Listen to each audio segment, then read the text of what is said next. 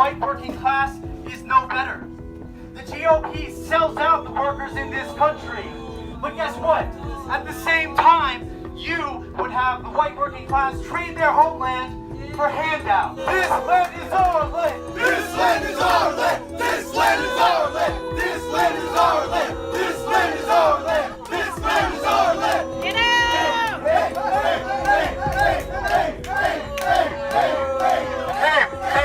excuse me. You guys!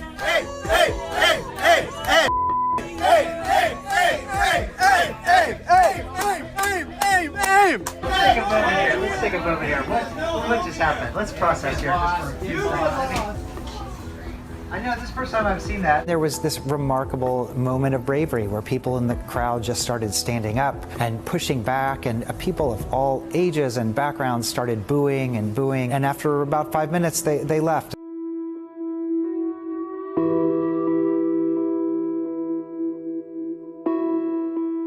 These issues weren't just invented yesterday or even with the election of President Trump.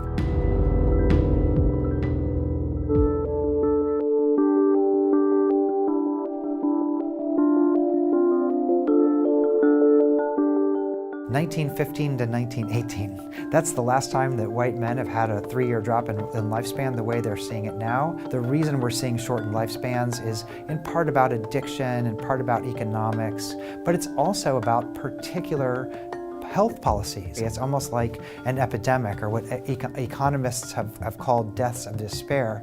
But the irony here is that people are voting for these policies that are shortening their own lifespans. For example, in Tennessee, I studied what happened when the state blocked really implementation of the Affordable Care Act or expansion of any kind of government healthcare safety net. And what I found was that that act alone ended up costing every white person in the state on the aggregate about 2 to 3 weeks of their life. When I looked at the liberalization of gun laws in the state of Missouri, there were over 12,000 lost life years just in the first 5 years that those policies ended up passing. In the state of Kansas, they basically did these massive tax cuts that ended up enriching people at the very top of the economic system, but were terrible for working class people. When I talked to everyday people, really, I found a longing to solve some of these issues. In other words, people wanted better healthcare. They wanted safer communities. The problem was there were so many divisive messages. Policies were being coded as almost racial identities. The risk factor came because they elected politicians whose policies were based in these rhetorics of racial resentment. In other words, anti-immigrant, anti-government, pro-gun policies.